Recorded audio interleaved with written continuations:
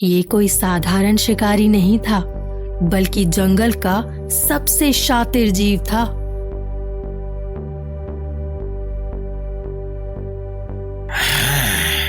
इस घोंसले से तो कुछ अलग ही गंध आ रही है। लगता है कोई पक्षी अपने अंडों के साथ यहाँ निवास कर रहा है। अरे मूर्खो, ये तुमने क्या किया? मैं यहाँ 3 वर्षों से घोर तपस्या कर रहा हूँ और आज से 6ठे दिन पूर्णिमा को मेरी तपस्या पूरी होने वाली थी, परंतु तुम दोनों ने मेरी तपस्या एक झोंके में भंग कर दी। अरे भैया, मैं बहुत दूर से आया हूँ, मुझे नील सरोवर जाना है। क्या तुम मुझे बता सकते हो कि वह कितनी दूर है यहाँ से और किस दिशा में है?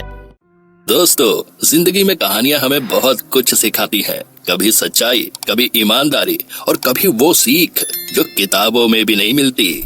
इसीलिए हमने बनाया है आपका अपना चैनल फन टून्स, जहाँ पर कहानी आपको मुस्कुराना भी सिखाएगी और रोमांचित भी करेगी।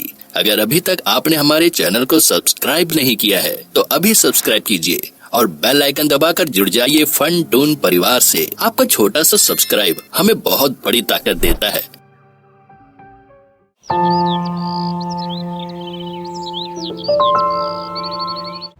रात अपने चरम पर थी।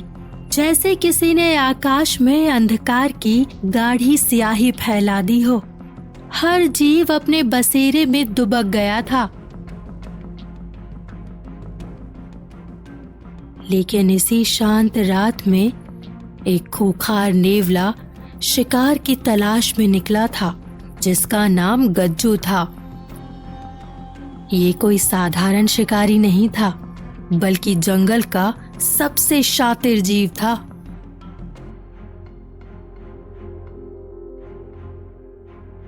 जिसके नुकीले दांतों से बच पाना किसी भी जीव के लिए असंभव था।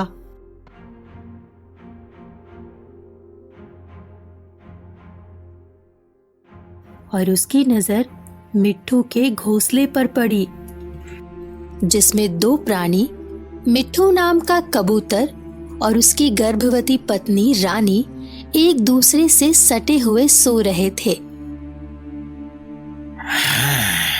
इस घोंसले से तो कुछ अलग ही गंध आ रही है। लगता है कोई पक्षी अपने अंडों के साथ यहाँ निवास कर रहा है। कई दिनों से ताजा खून चखने को नहीं मिला। आज की रात मेरी किस्मत बदलने वाली है। अगर यहाँ नरम मुलायम पक्षी या उनके बच्चे मिल जाए तो समझो दावत हो जाएगी। मैं इस मौके को बिल्कुल नहीं छोड़ सकता। गज्जू की आंखों में भूख और क्रूरता की मिली जुली अजीब सी चमक थी।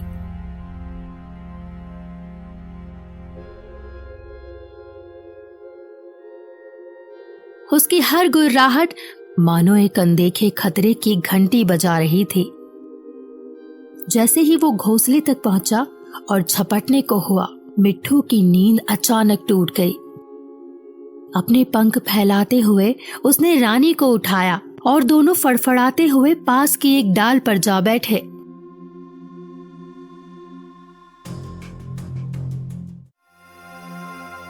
हे भगवान, ये कौन है जो अंधेरे में हमारी जान का दुश्मन बनकर आया है? भाई, हम निरीह प्राणी हैं, ना किसी का बुरा किया है और ना कोई अपराध। हम यहाँ केवल चैन से जीवन बिताना चाहते हैं। हमने तुम्हारा क्या बिगाड़ा है? तुम किसी और रास्ते से चले जाओ भाई। मेरी पत्नी गर्भवती है, कृपया हम पर दया करो। पेड़ की डाल पर बैठे दोनों पक्षी कांप रहे थे। उनकी आंखों में डर और आशंका तैर रही थी, जैसे किसी ने उनका सारा संसार एक झटके में छीन लेने की धमकी दे डाली हो। गज्जू नेवले ने अपनी चमचमाती आंखों से उन्हें घूरते हुए जवाब दिया, है दया? दया जैसी कोई चीज इस जंगल में नहीं चलती पक्षीराज।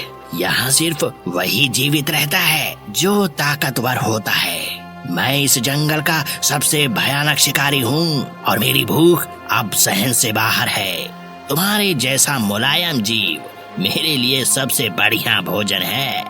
आज की रात तुम्हारी सांसों का अंत मेरे द्वारा लिखा है। गज्जू नेवले के शब्द बर्फ जैसे ठंडे और भयभीत कर देने वाले थे।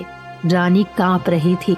मिट्ठू खुद डर के मारे बेचैन होते हुए भी साहस जुटाकर बोला, मैं जानता हूँ कि तुम बहुत शक्तिशाली हो, परंतु कृपया मेरी एक विनती सुनो। मेरी पत्नी के पेट में हमारे अंडे हैं। अगर तुम हमें कुछ दिनों की मोहलत दे दो तो बच्चों के जन्म के बाद मैं खुद तुम्हारे सामने प्रस्तुत हो जाऊंगा। अगर तुम्हारा पेट मेरी जान से भर सकता है तो मैं अपने प्राण देने को तैयार हूँ। बस अभी हमें मत खाओ, हमें छोड़ दो। छोड़ दूं? कैसे? ऐसे कैसे छोड़ दूं? मेरे वार से आज तक कोई नहीं बच पाया। बड़ी जोर की भूख लगी है मुझे। क्या तुम्हें लगता है मैं इतना मूर्ख हूँ? तुम जैसे पक्षी तो धोखा देने में माहिर होते हैं। तुम उड़ जाओगे और फिर कभी नहीं लौटोगे। मैं तुम्हारी चिकनी चुपड़ी बातों में आने वाला नहीं हूँ। आज तुम्हारा अंत निश्चित है। अब और बहाने मत बनाओ, आ जाओ। उसकी ललकार और आंखों की क्रूरता से दोनों पक्षी कांप उठे और जैसे ही गज्जू नेवला ललकारता हुआ उसकी ओर बढ़ा, मिट्ठू और रानी जान बचाकर उड़ गए।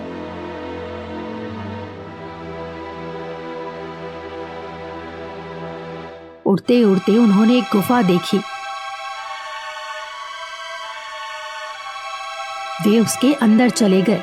गुफा के भीतर एक साधु तपस्या कर रहे थे। उनके सामने एक दीपक जल रहा था।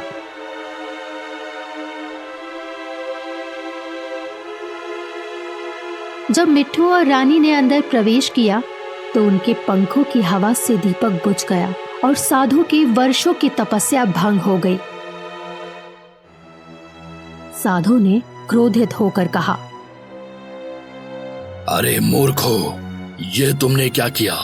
मैं यहाँ 3 वर्षों से घोर तपस्या कर रहा हूँ और आज से छठे दिन पूर्णिमा को मेरी तपस्या पूरी होने वाली थी, परंतु तुम दोनों ने मेरी तपस्या एक झोंके में भंग कर दी। क्या तुम्हें तनिक भी ज्ञान नहीं कि इस गुफा में कौन निवास करता है? तुमने दीपक बुझा दिया। यह क्षमा योग्य नहीं है। मैं तुम्हें श्राप देता हूँ। मिट्ठू और रानी भय से कांपने लगे। उन्हें अपने जीवन की सबसे बड़ी गलती का आभास हो चुका था। आंखों में आंसू लिए मिट्ठू ने सिर झुकाया और कहा, मुनिवर, कृपया क्रोधित ना हो। हम आपके चरणों में क्षमा याचना करते हैं। हमसे यह भूल अनजाने में हुई है। हम किसी दुर्भावना से यहाँ नहीं आए। एक शिकारी नेवला हमारे जान का दुश्मन बन चुका है। हम केवल शरण लेने यहाँ आए थे और दुर्भाग्यवश आपके दीपक की लौ बुझ गई। हमें क्षमा कर दो गुरुवर। मिट्ठू ने पूरी बात साधु को बताई। जब साधु को ज्ञात हुआ कि रानी गर्भवती है और केवल आश्रय लेने यहाँ आए थे तो उनके भीतर भी करुणा जाग गई। तुम्हारे मन में पछतावा तो है और तुम्हारी दशा देखकर मैं समझ सकता हूँ कि तुम भयभीत हो, क्योंकि यह गलती जानबूझकर नहीं हुई। इसीलिए मैं तुम्हें क्षमा कर सकता हूँ, पर क्षमा यूं ही नहीं मिलेगी। तुम्हें मेरी एक बात माननी होगी। आप महान हैं मुनिवर। आपका उपकार मैं जीवन भर नहीं भूलूंगा। आपने यदि हमें क्षमा कर दिया तो मैं जीवन की आखिरी सांस तक आपकी सेवा करता रहूंगा। कृपया बताइए मुझे क्या करना होगा? कुछ दिन बाद पूर्णिमा है। मेरी तपस्या पूर्ण करने के लिए मुझे नीलकमल की आवश्यकता है, जिसे मैं अपने इष्ट देव को समर्पित करूंगा। तुम्हें मेरे लिए नीलकमल लाकर देने होंगे। नीलकमल? क्षमा करें मुनिवर, परंतु मैंने तो नीलकमल कभी देखा ही नहीं। ये मुझे कहाँ मिलेगा? यहाँ से कुछ मील दूर उत्तर दिशा में एक नील सरोवर है, जिसमें नीले रंग के कमल खिलते हैं। तुम्हें प्रत्येक संध्या एक नील कमल लाकर देना होगा, परंतु यदि तुम समय पर वापस नहीं लौटे तो मैं तुम दोनों को भस्म कर दूंगा। परंतु मुनिवर, बस एक विनती है, जब मैं बाहर रहूंगा तो मेरी पत्नी की रक्षा कैसे होगी? यदि वह वापस घोंसले में गई तो वह नेवला उसे खा जाएगा। तुम इसकी चिंता मत करो, तुम्हारी पत्नी मेरे पास यहाँ सुरक्षित रहेगी। यह गुफा तांत्रिक शक्तियों से सुरक्षित है। यहाँ कोई विषैला जीव नहीं आ सकता, वो नेवला भी नहीं। यदि उसने ऐसी चेष्टा की तो उसके शरीर के टुकड़े टुकड़े हो जाएंगे। साधु की बात सुनकर मिट्ठू की जान में जान आ गई।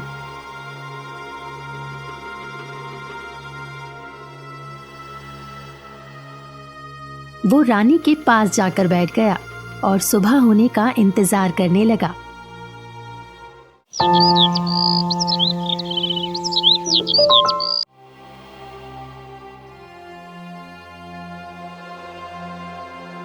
मिट्ठू साधु बाबा की बताई दिशा में उड़ चला। वो जानता था कि ये केवल कमल की खोज नहीं है, बल्कि उसके प्रेम, उसके परिवार और उसकी निष्ठा की परीक्षा है। कुछ मील दूर उड़ने पर उसे एक काला कौवा पेड़ की शाखा पर बैठा दिखाई दिया, जिसका नाम कालू था।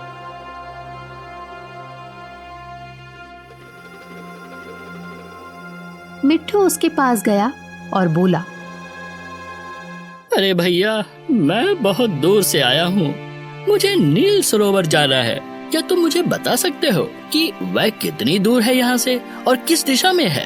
कालू ने उसकी तरफ ध्यान से देखा, उसकी थकी हुई उड़ान और डरी हुई आंखों को महसूस किया और बोला, नील सरोवर, हाँ हाँ हाँ, यह तो पास में ही है, लेकिन वहाँ जाना आसान नहीं है मित्र। वहाँ कई शिकारी आते रहते हैं, और यदि तुम्हें नील कमल की तलाश है तो तुम सही दिशा में जा रहे हो। थोड़ा और उड़ोगे तो तुम्हें वह स्थान दिखाई देगा, मगर जरा सावधानी से जाना। रास्ता बताने के लिए धन्यवाद, मैं तुम्हारी बात का ध्यान रखूंगा। अच्छा भैया, अब मैं चलता हूँ, वरना देर हो जाएगी। कालू कौवे ने उसे दिशा दिखाई और मिट्ठू उड़ चला।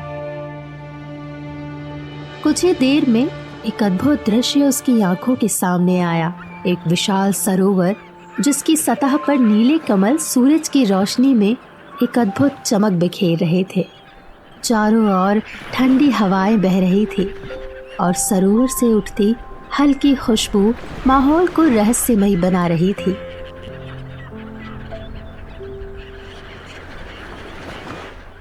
इतना सुंदर नजारा है, ये नील सरोवर तो बड़ा ही अद्भुत है। यहाँ की हवा में कितनी ठंडक है, मन तो करता है थोड़ी देर आराम कर लूं, लेकिन अगर यहाँ आराम किया तो नींद आ जाएगी। मुझे शाम होने से पहले गुफा में वापस लौटना है। नहीं नहीं, मैं आराम नहीं कर सकता। वो उड़कर सरोवर के पास गया और एक सुंदर नील कमल अपनी चोंच में लेकर गुफा की ओर लौट गया।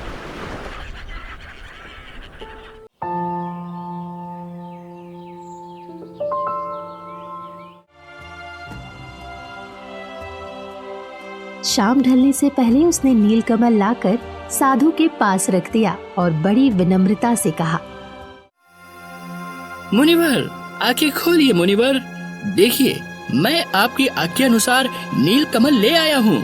कृपया करके इसे स्वीकार करिए और इसी तरह मैं आगे भी आपके कर्तव्य को पूरा कर सकूं, ऐसा मुझे आशीर्वाद दे। साधु ने आंखें खोली और अपने पास रखे नीलकमल को देखकर प्रसन्नता पूर्वक कहा, मैं तुम्हारी कर्तव्य निष्ठा से प्रसन्न हूँ और मेरा आशीर्वाद है कि तुम अपने कार्य में अवश्य सफल रहोगे।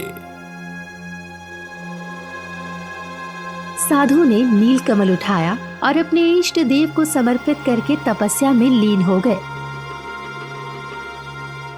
मिट्ठू अपनी पत्नी के पास जाकर बैठ गया।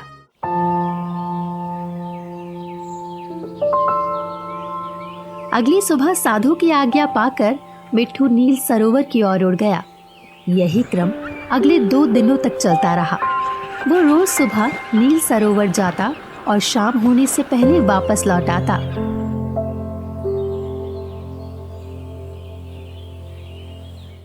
आज पूर्णिमा का दिन है। मिट्ठू आज कुछ अधिक प्रसन्न और शांत था, लेकिन उसे ये नहीं पता था कि भाग्य की परीक्षा अभी पूरी नहीं हुई। उसने साधु से आज्ञा ली और सरोवर की ओर उड़ गया। जंगल में पक्षियों का कलरव गूंज रहा था। वो नील सरोवर पहुंचा। हे भगवान, तेरा लाख लाख धन्यवाद। आखिरकार वो शुभ दिन आ ही गया। आज साधु बाबा की तपस्या पूरी हो जाएगी। मैं और रानी अपने घोंसले में वापस लौट जाएंगे। डाल पर बैठा मिट्ठू अपने परिवार के भविष्य के बारे में सोच रहा था।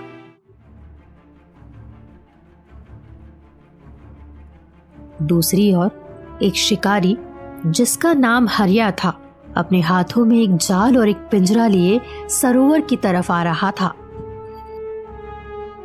कब तक छोटा मोटा शिकार करता रहूंगा? हे ऊपर वाले, आज कुछ चमत्कार दिखा। आज कोई बढ़िया सा शिकार मिल जाए तो मजा आ जाए। चल हरिया, जल्दी चल, कई दिनों से कोई शिकार हाथ नहीं लगा। हरिया की निगाह मिट्ठू पर पड़ी। एक सुंदर और चमकदार पंखों वाला पक्षी। उसकी आंखों में लालच चमक उठा। वाह वाह वाह, बड़ा ही सुंदर पक्षी है। यदि आज ये मेरे हाथ लग जाए तो बात बन जाए। कुछ कर हरिया, कुछ कर। ये पक्षी हाथ से नहीं जाना चाहिए।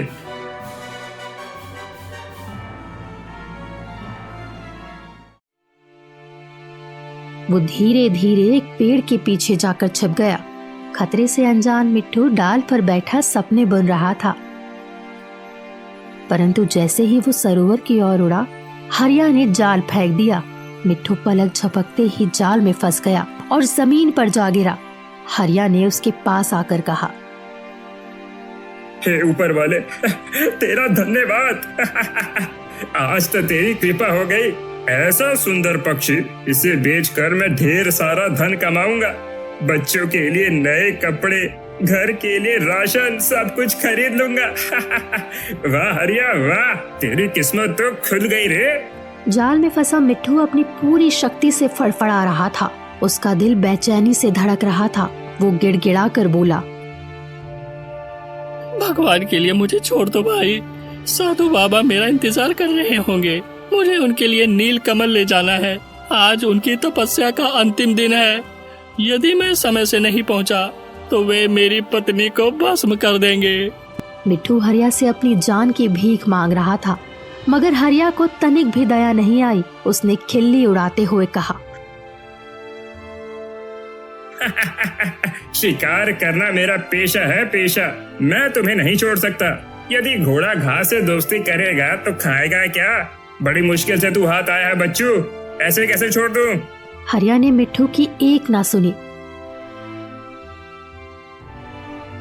उसने मिट्ठू को उठाकर पिंजरे में बंद कर लिया और गांव की तरफ जाने लगा। रास्ते में उसकी भेंट जगन नामक एक सीधे साधे व्यक्ति से हुई। जगन के चेहरे पर दया झलक रही थी। उसने जब मिट्ठू को देखा तो पूछा, हरिया भाई, इस कबूतर को कहाँ से लाए हो? ये तो बड़ा ही सुंदर है। आज तो तुम्हारे वारे न्यारे हो गए हैं। हाँ जगन, तुमने ठीक कहा भाई। आज किस्मत मेरे साथ है। मैंने इसे नील सरोवर से पकड़ा है और इसे बेचने बाजार जा रहा हूँ। बस कोई अच्छा सा ग्राहक मिल जाए तो मजे ही मजे है। मुंह मांगे दाम लूंगा इसके, समझे भैया? जगन ने मिट्ठू की ओर देखा। उसकी आंखों से विवशता की धार बह रही थी। जगन ने दया दिखाई और कहा, ठीक है भैया, आज तुम्हारी किस्मत तुम्हारे साथ है, परंतु यदि तुम चाहो तो इसे मैं खरीद सकता हूँ। बताओ कितना दाम लोगे इसका? हरिया ने दाम बताए। जगन ने झट से पैसे निकालकर उसे दे दिए और मिट्ठू को खरीद लिया।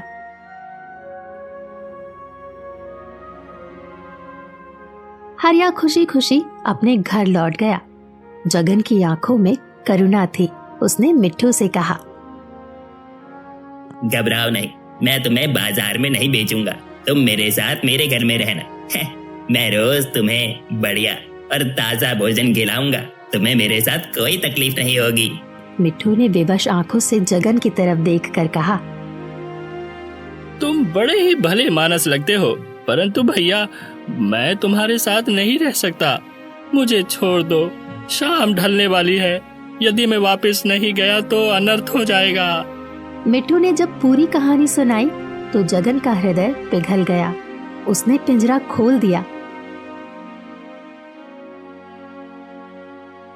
बड़ी दुख भरी कहानी है भाई, परंतु अभी शाम ढलने में कुछ समय बाकी है। तुम्हारा जाना जरूरी है। मैं तुम्हें आजाद करता हूँ। तुम वापस लौट जाओ और अपने कर्तव्य को पूरा करो। मिट्टू ने जगन को धन्यवाद दिया और सरोवर की तरफ उड़ गया। उसने नील कमल अपनी चोंच में लिया और बिना देर किए गुफा की ओर लौट गया। गुफा में रानी बेसब्र होकर मिट्टू की प्रतीक्षा कर रही थी। उसके मन में कई तरह के सवाल उठ रहे थे। हे भगवान, अब तक मिट्टू नहीं लौटे। मेरा हृदय घबरा रहा है। न जाने किस मुसीबत में होंगे। उनकी सलामती के लिए मैं प्रार्थना करती हूँ। कृपा करके उन्हें सुरक्षित लौटा दीजिए। जैसे ही सूर्य की अंतिम किरणें पर्वतों के पीछे छिपी, मिट्टू समय पर गुफा में पहुँच गया। उसने नील कमल साधु के चरणों में रख दिया और गहरी सांस ली। लीजिए मुनिवर, मैंने आपकी आज्ञा का पालन किया। आज मेरा कर्तव्य पूरा हुआ।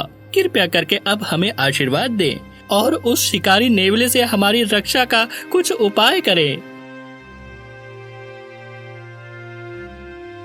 सुबह होने तक तुम इसी गुफा में आराम करो।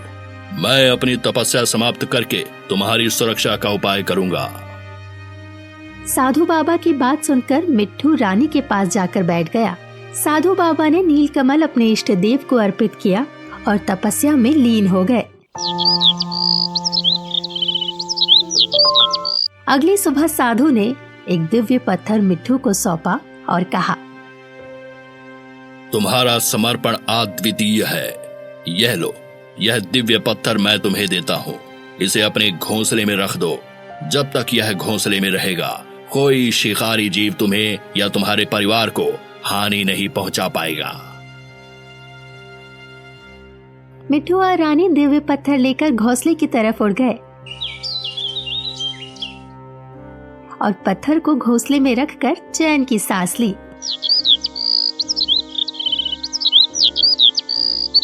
कुछ दिन बाद रानी ने 2 सुंदर बच्चों को जन्म दिया। जीवन सामान्य हो चला था, लेकिन खतरा अभी टला नहीं था।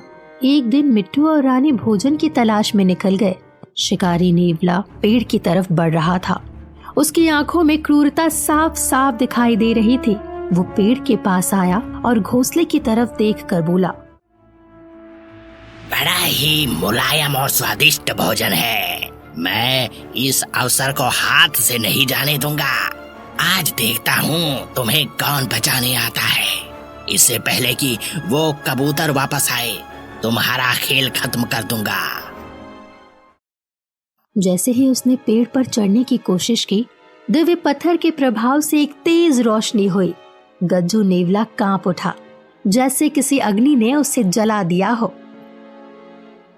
ये कैसा चमत्कार है? लगता है साधु बाबा ने कबूतर को दिव्य सुरक्षा कवच दे रखा है। यह उसी का असर है। परंतु मुझसे कब तक बचोगे? एक ना एक दिन तुम्हारा शिकार अवश्य करूंगा। मौत का तांडव होगा। एक झटके में खेल खत्म कर दूंगा। गज्जू नेवला हताश होकर वापस जाने लगा, परंतु उसका कुटिल मन शांत नहीं हुआ। कुछ दूर जाकर वो रुक गया और बोला, मैं हार नहीं मानूंगा। तुम मेरा शिकार हो। एक दिन तुम्हें मेरे पेट में जाना ही होगा। मैं फिर आऊंगा। तुम्हारी किस्मत कब तक साथ देगी? एक ना एक दिन तुम्हारा अंत तो निश्चित है। गज्जू नेवला वहां से चला गया। मुसीबत टल गई, परंतु खत्म नहीं हुई। कुछ देर बाद मिट्टू और रानी घोंसले में वापस लौट आए। बच्चों ने उन्हें सारी घटना सुनाई। रानी ने कहा, घबराओ मत बच्चों, शांत हो जाओ। वो नेवला हमें हानि नहीं पहुंचा सकता। साधु बाबा का आशीर्वाद हमारे साथ है। तुम निश्चिंत हो जाओ।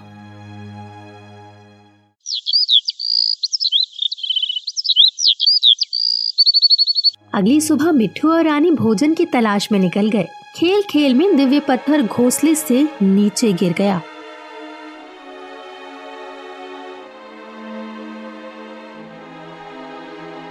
गज्जू नेवला वहां से गुजर रहा था।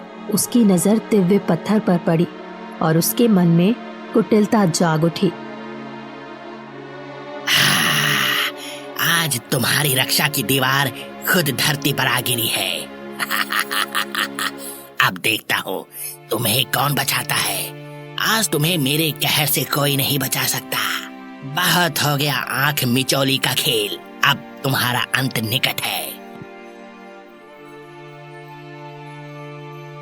धीरे धीरे गज्जू पेड़ पर चढ़ने लगा। वो घोंसले के नजदीक पहुंच गया, लेकिन तभी मिट्ठू और रानी लौट आए। मिट्ठू घबरा कर बोला, मेरा परिवार खतरे में है, मेरे पास समय नहीं है, मुझे अभी इसी क्षण उसे वापस घोंसले में रखना होगा। मिट्ठू ने बिना समय गवाए दिव्य पत्थर को उठाया और घोंसले में लाकर रख दिया। जैसे ही पत्थर घोंसले में रखा, उसी क्षण तेज प्रकाश फैल गया। गज्जू को जोरदार झटका लगा और वो जमीन पर आ गिरा और तड़प कर उसके प्राण वहीं निकल गए और बच्चे सुरक्षित बच गए।